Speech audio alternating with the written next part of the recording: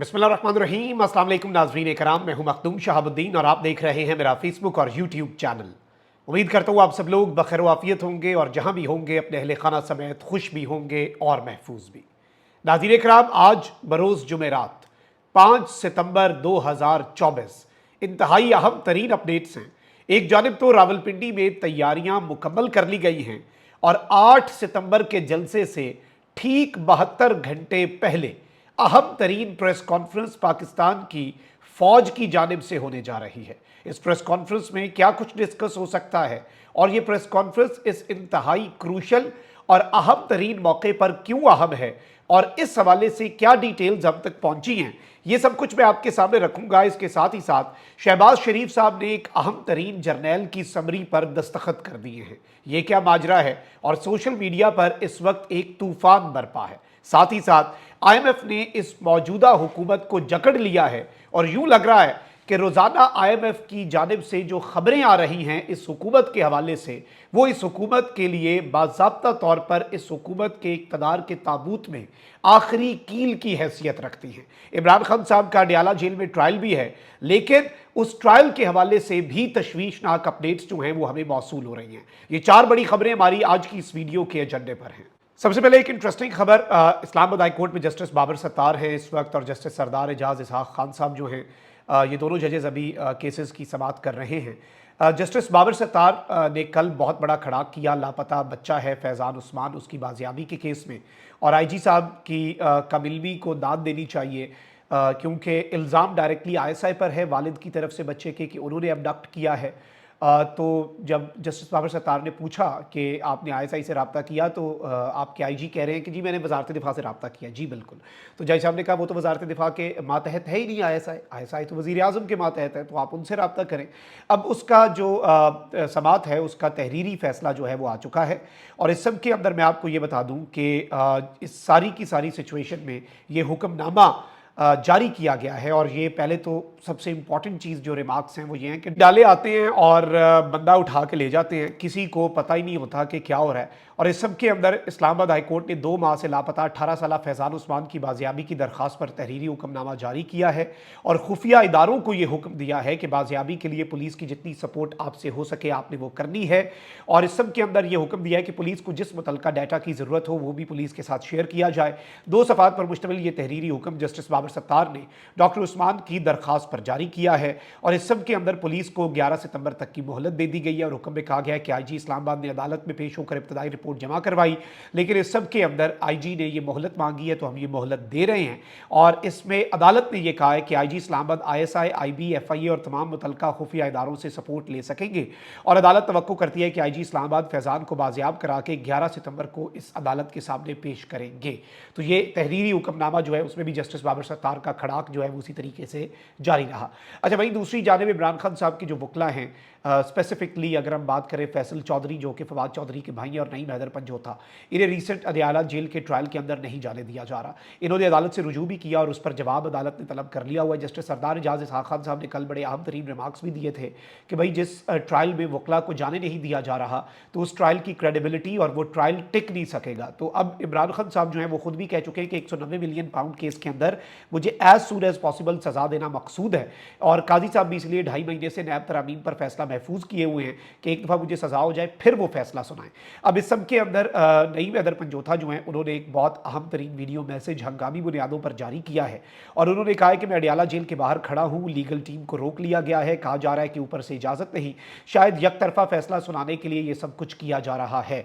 और स्पेसिफिकली अगर हम बात करें तो सहाफ़ियों का दाखिला और सहाफ़ियों की भी स्क्रूटनी की जा रही है जो वहाँ पर अडयाला जेल में इस केस को रिपोर्ट कर सकें। तो इसका मतलब यही है कि कोई बहुत बड़ी वारदात जो है उसकी बाज़ाब्ता तौर पर इस वक्त तैयारी जारी हो सारी है अडयाला जेल में 190 मिलियन पाउंड केस में इमरान खान साहब के खिलाफ। अब जरा आगे बढ़ते हैं और इस हुकूमत की नाअहली, और जारी बात है कि पहले डार्क इकनॉमिक्स हमने देखा, डार्क इकनॉमिक्स बनी और अब मोहम्मद औरंगज़ेब साहब जो हैं वो भी गालिबन कुछ उस तरह से परफॉर्म नहीं कर पा रहे जिस तरह से परफॉर्म किया जा सकता है और इस वक्त एक्सपोज भी हो रहे हैं। शहबाज शरीफ साहब जो हैं वो महकमे बंद कर रहे हैं, ठीक है जी, और वजारतों को कह रहे हैं हमने बंद कर देना है, PWD, यूटिलिटी स्टोर्स, ये सब कुछ। अच्छा, जो किफ़ायत शुआरी के हवाले से वज़ीर आज़म ने अहकामात महकमों को जारी किए, ज़रा समझिएगा, उन पर वज़ीर आज़म ऑफिस ने अमल नहीं किया। यानी करोड़ों रुपया झोंक दिया इन्होंने चाय पिलाने पे और ये सब कुछ करने पे और लोगों को अयाशी कराने पे, सरकारी खर्च पे। Number one.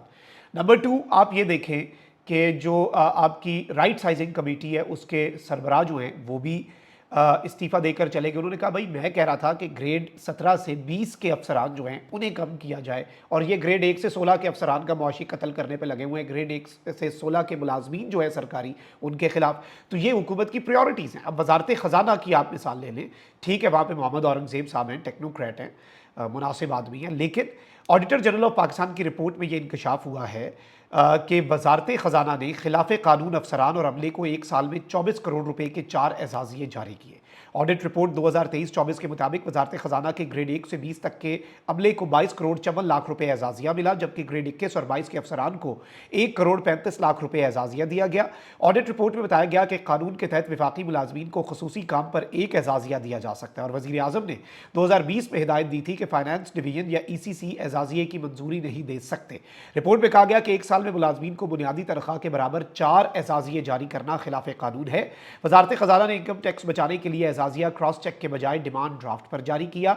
ऑडिट रिपोर्ट के मुताबिक एजाज़िये को तनख्वाह में शामिल न करके अफसरान के इनकम टैक्स स्लैब को कम रखा गया, जबकि वजारत ख़जाना ने मुलाजमीन को एजाज़िया विफाकी काबीना की मंजूरी के बगैर दिया। यानी एक तो आप 4 सैलरीज के बराबर एजाज़िया दे रहे हैं, उसके अलावा ये डिमांड ड्राफ्ट बना के दे रहे हैं ताकि टैक्स इवेड किया जा सके। मतलब सुभान अल्लाह, आपकी वजारत ख़जाना ये सब कर रही है और वज़ीर ख़जाना की नाक के नीचे ये सब कुछ हो रहा है, और ऑडिटर जनरल की रिपोर्ट में ये इंकशाफ हो रहा है। तो आप यहीं से पाकिस्तान की जो स्टेट ऑफ अफेयर्स हैं उनका अंदाज़ा लगा लें। अब एक तरफ तो वज़ीर ख़जाना मोहम्मद औरंगज़ेब साहब कह रहे हैं कि रवा माह IMF एग्जीक्यूटिव बोर्ड से कर्ज प्रोग्राम की मंजूरी हो जाएगी, लेकिन वैसे मैं आपको ये बता दूं कि पिछले महीने भी इसी तरह की स्टेटमेंट आई। IMF के जो एग्जीक्यूटिव बोर्ड के इजलास का एजेंडा पिछले महीने का था, उसमें भी पाकिस्तान को कर्ज देने के हवाले से कोई अपडेट नहीं थी। फिर भी ये स्टेटमेंट्स दे रहे थे, इस तरह की स्टेटमेंट्स आ रही थी कि अगस्त में मंजूरी हो जाएगी। अब सितंबर के 2 इजलासों के हवाले से एजेंडा जारी हुआ है, सितंबर का कैलेंडर जारी हुआ है IMF का, उसमें भी पाकिस्तान नहीं है।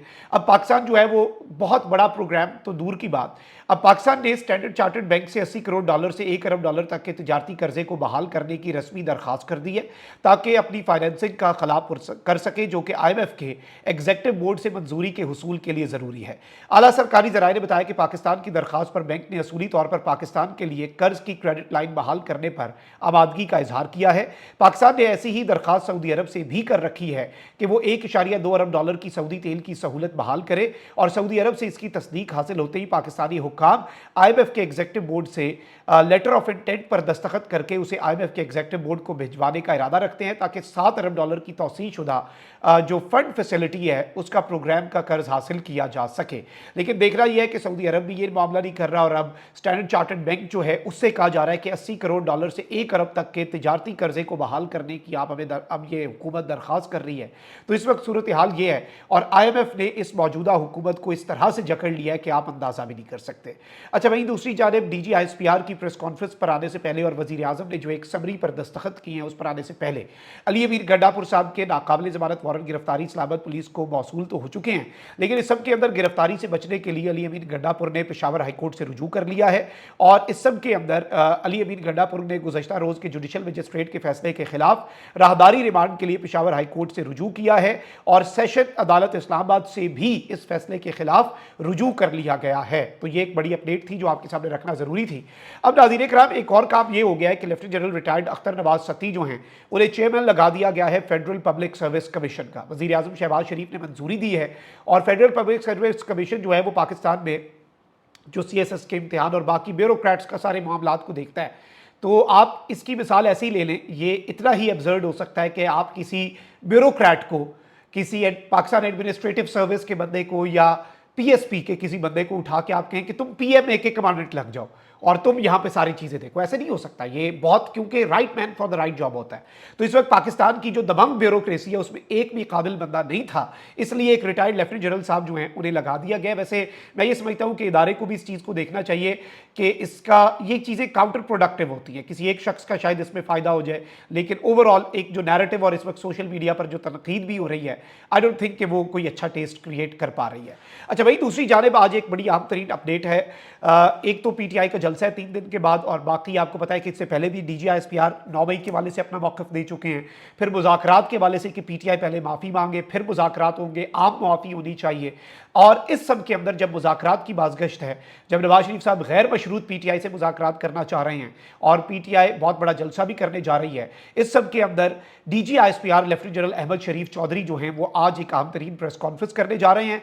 तर्जुमान पाक फौज की आज प्रेस कॉन्फ्रेंस हमारी तलात के मुताबिक 2:15 पर होंगी, जिसमें दाखिली सलामती, दहशतगर्दी के खिलाफ इकदामात और दीगर अमूर पर बातचीत होगी। मुल्की सिक्योरिटी सूरत हाल पर भी डीजीआईएसपीआर बात करेंगे। वैसे भी मैं आपको ये बता चुका हूं पहले भी कि आईएसपीआर जो है वो इससे पहले, अगर हम आईएसपीआर की बात करें तो ये खबर मैं अपने चैनल के जरिए आपके सामने रख चुका हूँ कि उसमें अब स्ट्रक्चरल चेंजेस भी हैं और अब एक लेफ्टिनेंट जनरल ही उसे हेड किया करेंगे, उनके नीचे 2 मेजर जनरल्स होंगे। तो आईएसपीआर एक तरह के कोर का दर्जा, और ऑब्वियसली ये बड़ा इंपॉर्टेंट टाइम है। और डीजीआईएसपीआर की प्रेस कॉन्फ्रेंसेज अब वैसे भी रेगुलरली होनी है, क्योंकि गवर्नमेंट तो फेल हो चुकी है नैरेटिव बनाने में। तो अब फौज जो है वो खुद से रेगुलर प्रेस कॉन्फ्रेंसेज, और ये डीजीआईएसपीआर खुद भी कह चुके हैं कि अब रेगुलरली हम आवाम के सामने आकर बातें जो हैं वो आवाम के सामने रखा करेंगे। तो तैयारियां मुकम्मल हैं जी। पिंडी में आपसे कुछ ही देर के अंदर ये प्रेस कॉन्फ्रेंस हो जानी है। इस हवाले से कुछ चीज़ें हैं मेरे पास, लेकिन अभी कबल इस वक्त होगा हमारे चैनल पर ये लाइव भी आप प्रेस कॉन्फ्रेंस देख सकेंगे। अपना बहुत ख्याल रखें। अल्लाह निगहबान, पाक जिंदाबाद।